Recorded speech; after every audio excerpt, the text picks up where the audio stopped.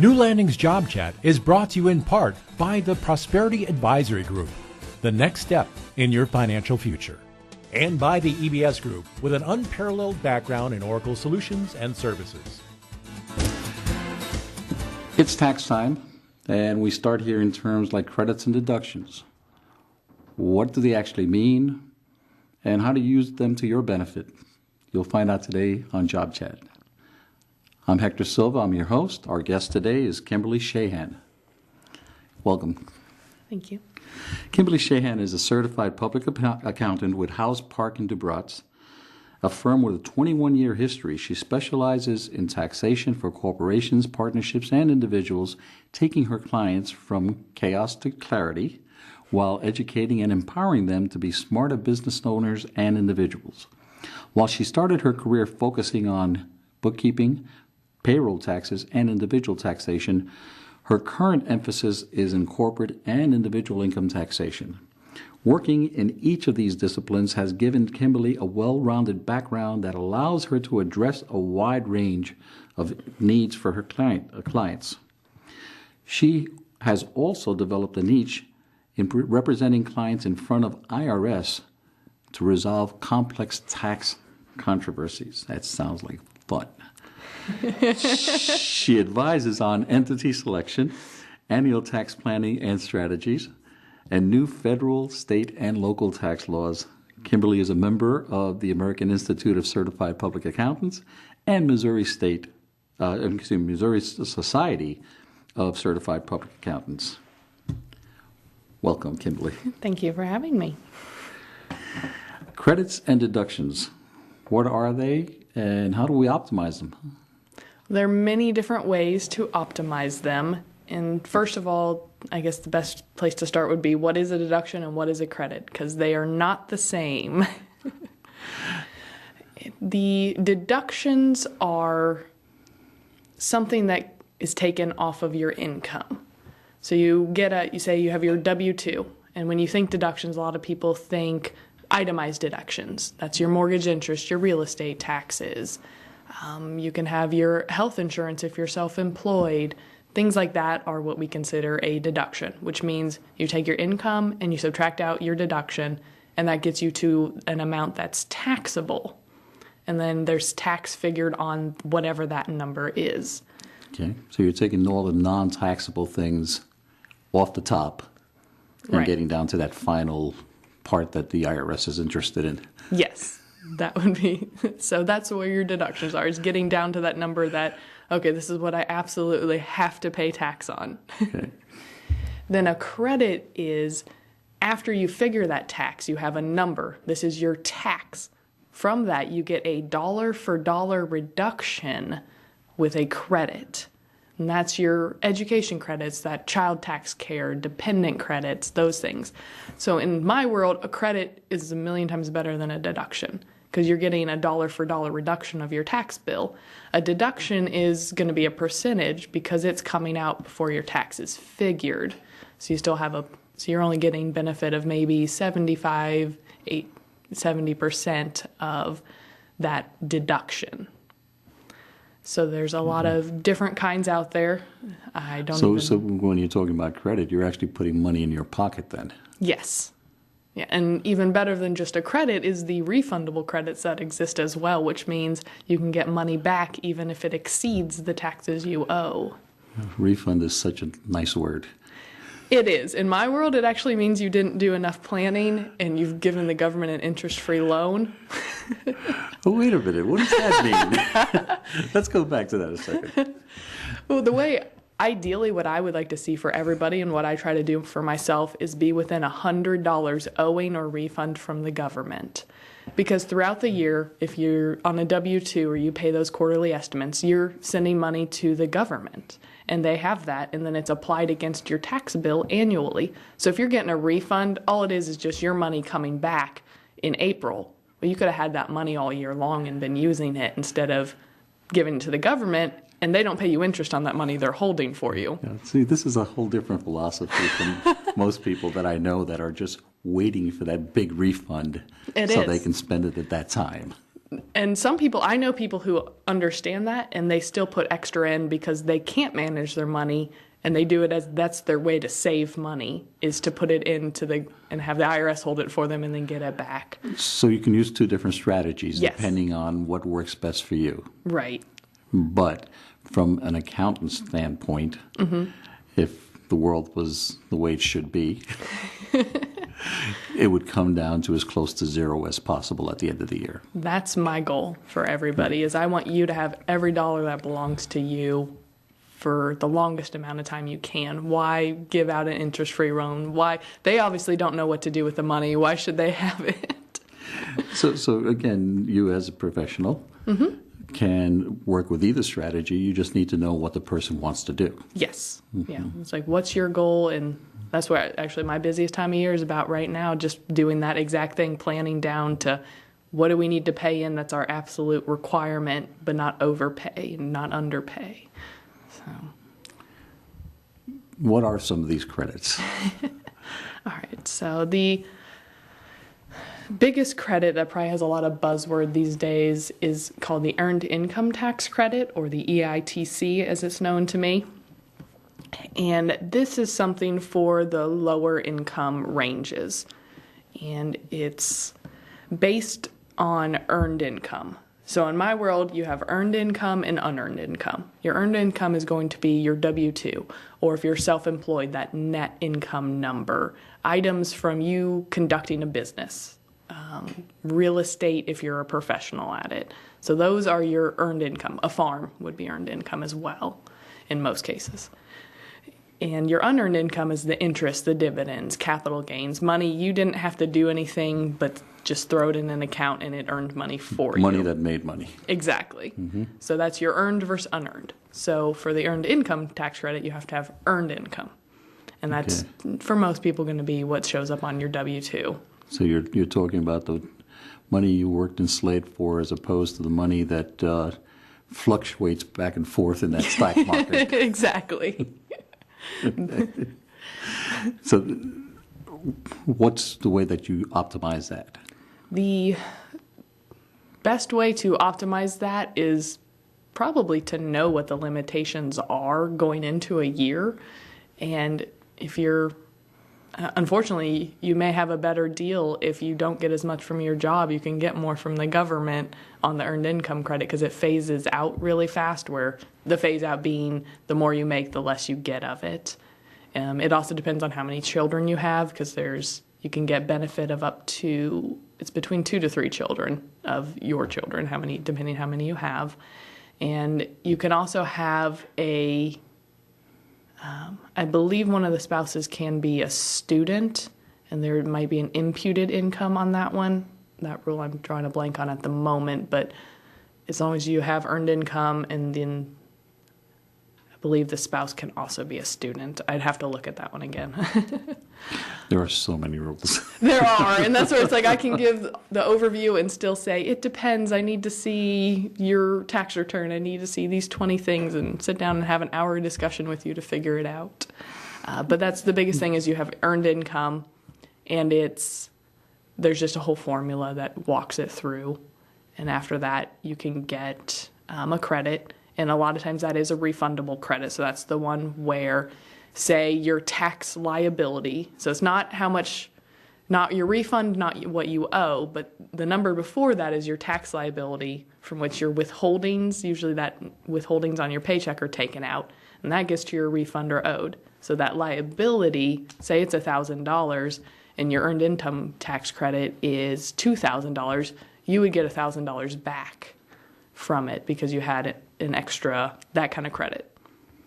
Other credits will just reduce you to zero, where you don't get any money back if you have credit in excess of your liability. Good. You brought up the word child. I'm sure there's some rules around children. Oh, there are many rules around children. So for children, there's several different credits out there. The basic one is the child tax credit, which is if they're 17 or younger, you just get $1,000. It's non-refundable, so it can reduce you to zero, but you won't get any money back if it's above zero, or if their credit exceeds your liability. And then you also have, a lot of people probably are familiar with the dependent care credit, and that's that on $5,000 you can withhold on your W-2 possibly. That's a standard deduction. It's a credit. I mean, not deduction. It's a standard credit. Yes. Okay. It's like, sorry, standard deduction means something completely different to me. Understood. So no matter what, you can take that $500. Yeah, well, that's the one where a lot of people think of the $5,000 they can put away off the top of their paycheck. But if you can't do that, if your employer doesn't allow you, there's also a credit on the back end on your tax return where as long as you can show you have a qualified provider, or even if you have a nanny in your home and it allows you and your spouse to work, or if you and your spouse is a student and you have a job, that's where that imputed income can come in, where they say because your spouse was a full-time student, they earned this much, and that goes towards figuring that credit. And that can be up to $3,000 for one child, or $6,000 for two or more. So if you send them to daycare every day so that you can work, and that adds up really fast, you can take up to between $3,000 to $6,000 of that against your tax liability. You said if you can work, so this is only work if you are working. Yes, it is. If you're a stay-at-home mom and you have someone come in and take care of the children while you're just going off and taking a class or doing volunteer work, unfortunately, it does not qualify. So unless you're a student and you have a job and your spouse has a job, if you're just doing it so that you have someone take care of the kids while you're doing something else that's not working, it doesn't. What if you're an unemployed single parent and you need to have them there while you look for work? That also, I believe, would qualify. If not, you can... There's probably some of the rules in the unemployment realm as well. That one, I would have to look up. I don't know off the top of my head. Mm-hmm. But there is something there that can be used. There is, I'm sure. I would be shocked if there wasn't. If not, you would probably definitely fall into the earned income credit realms and get a credit from there as well. So, lifetime learning credit.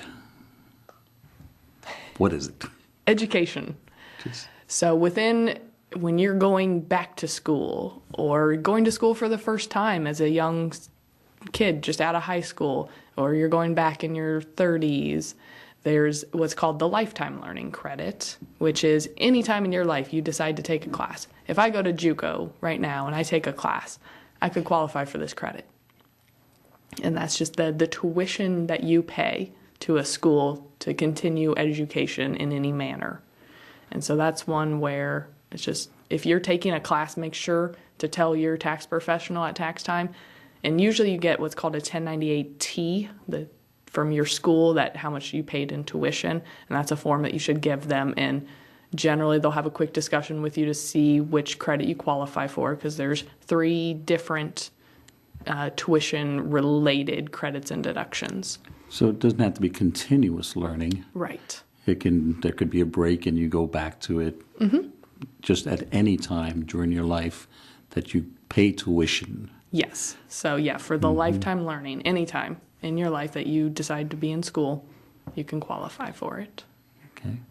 So the best way to optimize that is just make sure that you keep learning. Yep. Keep learning and make sure to tell your tax person or tell TurboTax. Yeah. American Opportunity Credit. It sounds very patriotic. This is kind of a twist on an old one that people may or may not have heard of, the Hope Education Credit that was around for a few years during the Bush times. And this is kind of a modified version of that that's come around since President Obama took over. And it is one that is for your first 4 years of school. So only the first time you've gone to school will it qualify. Even if you're starting school in your 30s and it's the first time you've gone, then it will work. So it's not age-related. Right. It's not age. It's specific to when you go to school. And that one can be up to $2,500. And I was trying to look at the formula this morning to see if I could quote it, and it's one of those ones where it just works itself out, and it can be up to $2,500. Usually you can't have more than expenses of over $4,000 do you no benefit. Mm-hmm. So as long as you have up to $4,000 that you've paid to a qualified institute.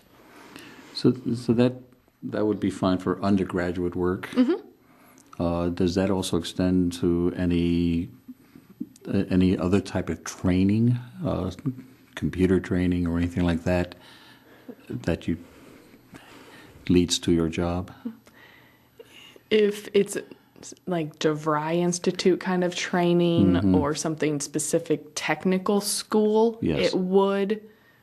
It's one of those where it has to be an accredited yes, it institution. If you're doing a specific class that a job is having you do, it's kind of one of those, it's really going to depend on what the institution is. But mm-hmm. A lot of the online colleges most likely would qualify for it. But it's, really accredited. So your state colleges, your technical schools. How about postgraduate? This credit would not qualify. No. But is there something that handles postgraduate? The lifetime learning credit would be the one. So that's what it would go into. Mm-hmm. This would be used first, mm-hmm. and then the lifetime for anything past that? Yes. Okay. So tuition is covered under that? Mm-hmm. Okay, how about room and board? A lot of times it will. So the cost for a dorm, if you're older and doing this one, you may not be able to do like your mortgage or your apartment rent. But a lot of times, especially if you're in your first year, 4 years of college, what you have to pay for living expenses. And there's several long paragraphs explaining what are qualified education expenses, but generally tuition, any supplies you need, the textbooks you have to buy, and in a lot of cases, room and board is covered. How about cold pizza for breakfast? Guess not. Unfortunately, no, even though it is a staple of every college student's diet. But I'm sure I could figure some way to write it off. I mean, there's always a way. Maybe if it's for your job search. Okay. So this pretty much covers all of the credits, or are there other credits? There is a deduction, which is, again, that before your tax is computed, which it can or cannot be more beneficial to you. We have to always optimize, is what we optimize your credits and deductions. So that's where I sit and I have a good quick 20-minute talk, figure out what you're doing for education, and I look at these 3 different items and figure what's the best. So the deduction one is actually coming off of your income on your front page of your 1040. If you want to go find it, it's down in the bottom lines. And that can be up to $4,000, and that'll just subtract off your income. And then you'll just compute your taxable income from there. The reason you look at having I know earlier I said usually the credits are always the winners because you get that dollar for dollar reduction. But in this case, the credits are only for your federal taxes. They do you no benefit on your state level. The deduction one gives you benefit on your state level because it reduces your adjusted gross income, which is that very bottom number on the front page of your 1040. And that's the number that every state tax return starts with. So it's reducing the number that's taxable at your state level. So I always have to do a computation of what your total taxes are with your federal and state on credit versus deduction, because whatever's most beneficial is what I'm going to give you as long as you qualify. A lot of these graduates we're talking about, or students, leave school and become self-employed. Mm-hmm. I imagine we're getting into a whole different realm there. Yes. Self-employed is a whole other world of tracking expenses and suddenly thrown into, even if you weren't a business major, you have to run a business. The biggest thing I run into is a lot of people are very good at what they do, their profession, and then they go decide to start a business at it. And suddenly they have all this bookkeeping and taxes and accounting and payroll, and it's not what they know or do, and yet they have to track it. And that's the point you usually call a professional. And I imagine a lot of this has to be done way up front when you're starting your business and you have to decide what legal entity you're going to use, whether you're a corporation or a partnership, or all of those have different tax ramifications, do they not? Yes. Entity selection is probably one of the largest things that you want to discuss. And if you talk to a lawyer and an accountant, you're probably going to get a different answer. Because there's, for legal purposes versus tax purposes, there's different benefits. A lot of times I agree with the lawyers for about the first 2 years of a business, and then you can always switch types of entities if it's set up right. Mm-hmm. So a lot of people may hear is your basic entities are your C corporation, S corporation, a partnership, or your LLC, and or is self-employed. Sole proprietorship would be the other one. And those are kind of all your big entity types that you're going to have.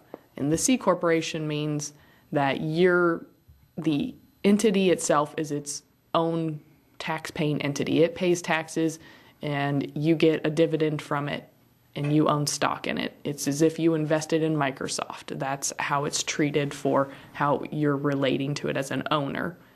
If you're an S corporation, it's what we call a flow-through entity, where the income is all figured on a separate return, but then the income, we get to a net number that ends up on your 1040 and is taxed there at your income rates instead of being taxed at its own entity level. And the same with a partnership and an LLC and a sole proprietor. I believe there's also a difference in when those taxes are paid, or filed. Yes, there is. Actually, March 15th is the deadline for your S Corps, your C Corps, and partnerships are April 15th. LLCs depend how they're taxed. For federal purposes, an LLC is actually what we call a disregarded entity, and it depends on how you're being taxed, because it can be taxed as a partnership, as an S Corp, or as a sole proprietor, all depending on what you do with it. And that one. And that also affects then how you file your personal taxes. Yes, because you have to usually wait for the business one to be filed first before your personal can be done. And that's at the time you may get an extension. And then you have 6 months extensions. So from our 315 returns, they're not due till September 15th, and April 15th are due October 15th. We had talked previously in another show about record keeping. And I imagine when you're self-employed, that becomes everything. It is. It's definitely going to save you a lot of money, because a lot of time I get down to people who is like, I just couldn't keep my records. I got so busy doing what I do and I just didn't track it. I didn't have it set up right. And now here's a box of receipts, or here's this, or, well, I spent about this much. And at the point you're getting into estimation, I find a lot of people actually underestimate their true expenses. So they're leaving money on the table. It's just out there that the government's taxing you on because you don't want to overestimate. Mm-hmm. And a lot of people lose that. But if you can come in and you have a QuickBooks file or bank statements, sometimes I just get bank statements. If you're really good about having a separate bank account and run all of your business expenses, we can just go back and build your books from those and make sure you get every deduction that's coming to you. Because when you're self-employed, almost every single thing you do is deductible. Sometimes being a W-2 employee is not the best world. I'll look at the business returns I do and be like, oh, why am I a W-2? Home office. A lot of us work out of our houses. Mm-hmm. Are there any rules around that are specific that we should know about? There are a lot of rules, surprisingly, I know. Hey, it's my house. Exactly. The home rules, home office you get into, the IRS, they like to see a completely separate space. I know a lot of people work maybe on their couch or on their kitchen table. Mm-hmm. A lot of the time, they really like to have a dedicated separate room, or you can even go lay tape down on your floor around your desk, and this is my office. Because for home office, the biggest thing is your square footage, the size of your office versus the total size of your home or apartment is what's deductible. So we get that percentage based on your office space, and then from there we take a percentage of your mortgage interest, your real estate taxes, your utilities. There's depreciation rules that go into it, and so that's where your biggest. So having the nice large home office can be very beneficial, but it better be an honest home office, because if you get audited on this and you lose, again, the IRS does it so many years late, and then you're trying to substantiate your records, and then you get hit with penalties and interest if they disagree with you. So this is where record keeping is your biggest thing on a home office. And I actually have something I've prepared that I give every new person I meet that owns their own business with here's your basic list of expenses to track for me, and here's the home office rules and what I will need for you to track. That way, up front, they know everything they need to do and can just start understanding what is deductible. Because a lot of things you don't think of are deductible. Mileage is a big one. All that networking, a lot of people do. All those membership fees you pay, subscriptions to professional journals, licensing fees to, like my CPA licensing fees, continuing education, even meals. There's a 50% limitation on those, but meals. So you go have a coffee with someone for a business meeting. Those can be deductible. So anything related to your business has some form of deduction? Yes. Okay. Some form. And in general, if you have the handwritten receipt on the back, you write, I met with Joe, we talked about this, and you stick it in a box and you add it to your summary, that's going to be the best records you can keep. The IRS, they really like to see the handwritten notes. So they're big on those. The handwritten, documented at the time it happened. Those almost always win. And then if you have employees, some might be true employees, W-10, W-2s, or they might be contract employees. Yes. And that's a nitty-gritty area the IRS is really cracking down on, because as an employer, having a 1099 contractor is more beneficial. Because you don't have to pay unemployment taxes on them that you have to on an employee, or unemployment and employment taxes. So it's cheaper for you. But if they're an employee and you treat them as a 1099, you're asking for a world of trouble, unfortunately, because back payroll taxes that you would owe, that's one of the worst troubles you can get into is with payroll. Early in my career, I did payroll for about 1.5 years processing for companies. And that's one area where the IRS is really quick to get on everybody and catch you and catch up with your mistakes real fast, and it will cost a lot of money. But that's where, 1099, the basic rules for that is if you're contracting out to someone who control is the main rule, where you're controlling what they're doing or not controlling how they work. So if you have a painting company and you have people who come, they're probably going to be your employees, where you're having them paint the house, you're telling them what to do, when to do it, when to be there, so that's going to be your employee. Okay. But if you subcontracted to a separate business, so you're just organizing them, you would give them a 1099, and you just need to issue that if you pay them more than $600 in a year. In a year? In a year. Not in a project. Right. Okay. One thing we can always count on with tax laws is that they'll change. Yes.